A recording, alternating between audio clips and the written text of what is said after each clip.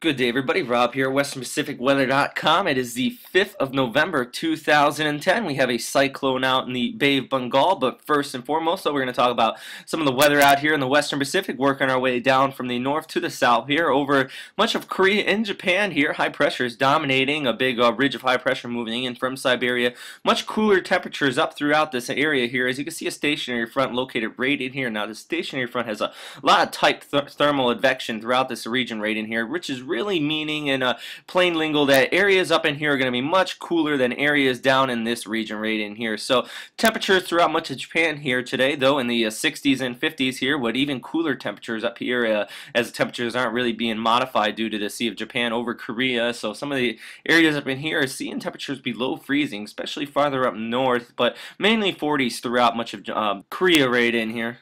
And as already noted, though, we do have the stationary front extending out from southeast China across Taiwan, much of Ryukyu Island. So Okinawa is seeing overcast skies today with some isolated rain showers associated with the stationary front. And farther to the south here, though, Westpac High ridging in, producing some fair weather throughout Guam and Saipan. But over to the Philippines, though, temperatures in the 80s today. Partly cloudy skies, actually. But by tomorrow, though, you see this big tropical wave moving into the region associated with the monsoonal trough. I would expect to see some rain showers over much of Luzon today, especially Manila. Going to be seeing some definitely some strong afternoon rain showers tomorrow. So if I was doing anything, had plans for this weekend, I would definitely try to get it done today down in Manila there. And farther out to the west, though, we do have the remnants of that TCFA yesterday. Now poor, still 90 whiskey, but moved onshore into Vietnam, producing widespread rain showers there. No development out of that system. But now that we got that out of the way, though, let's move over to the Bay of Bengal here. We have Tropical Cyclone 05 Bravo moving to the west about 11 knots, so a fairly fast-moving system. Max sustained winds are at 35 knots right now, so it's equivalent of a tropical storm. But to note, though, out here in the Indian Ocean, everything is a tropical cyclone, no matter what its strength is. So it is a tropical cyclone here, moving out to the west, though, right, and has already passed the Andaman Islands, moved across the peninsula earlier in the week. So it is a basin crosser. Did start out here in the Gulf of Thailand, but right now looks like it has some really good development into it. Got some outflow right up in here in the northern periphery. Definitely very good equatorial outflow here. And as we look at microwave imagery, you can see some very organized banding and very high cloud tops on the northwestern periphery of this system. Basically, the right front quadrant here, very high cloud tops. A little bit of a dry air to the southern periphery, but overall, though, the reason why I like to show this, though, is you do see that overall cyclonic circulation in here, and some very good banding. So definitely still seeing some rain showers over the Andaman Islands, but as we go out through today, though, start to see this move off towards the west away from those. And here's the official track from JTWC here, the system moving off towards the west, making landfall on the 7th, and just south of Chennai or Madras.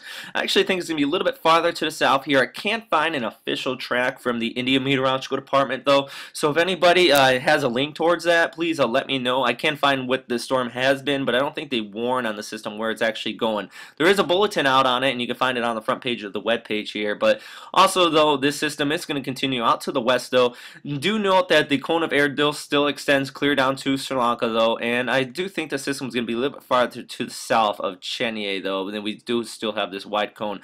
Why do I think that? Well, if you look at some of the model consensus, and here, for example, is a NOGAPS model, showing landfall near Sri Lanka on the overnight on the 6th into the morning of the 7th. As we scroll down here, you can kind of see it evolve right in here. So it's definitely going to be a strong storm, going to be up near about 65 up to about 70 knots, so about the equivalent of a Category 1 typhoon. Now we look at GFS here, making landfall also on the 7th, a little bit farther to the north, but definitely south of Chennai. And if we look at the surface analysis and we actually look at real-time data, the system will continue to move off to the west, but it's overall following this monsoonal trough. Just off the map here, there is a low right in here, and all these lows right in here are the monsoonal trough, just south of all this high up here to the north. Now this is really just giving the system a steering flow to move basically west, due west, a little bit off to the north here, pointed by its arrow. We follow this track, making landfall just to the south of Chennai, and that's kind of where JTWC has it, is in this entire region right in here, but still should actually watch this all the way from Sri Lanka, farther up north to Chennai, on this region right in here. Now Chennai is located right here, so if this system was to make landfall to the south, we have our system right out here right now, and if it was going to make landfall to the south, that's actually really bad news for that region, because As this system moves this way, the right front quadrant is actually going to be up in that region as well. A wind's going to be coming onshore. Wow, that was a really bad arrow. Coming onshore from that location, and actually that pushes up the storm surge overall in this region to its higher level. So just one thing to note, that you really don't want that system making landfall in that region for this very populous city in their area, though. Looks like, though, in the southernmost part of Sri Lanka, looks like they're basically out of the clear, though, as far as this system goes. But if it lived up in this northern periphery of the island, though, I definitely would watch this system very closely still, as that cone of air still extends all the way, all the way from here all the way up to here.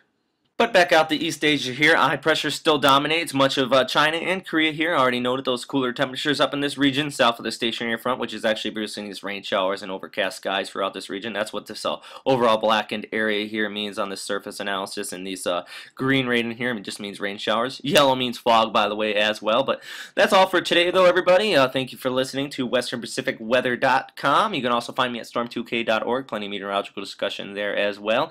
And also, please join us at Facebook. You can continually get updates there as well. So have a great day there, everybody, and thank you for listening.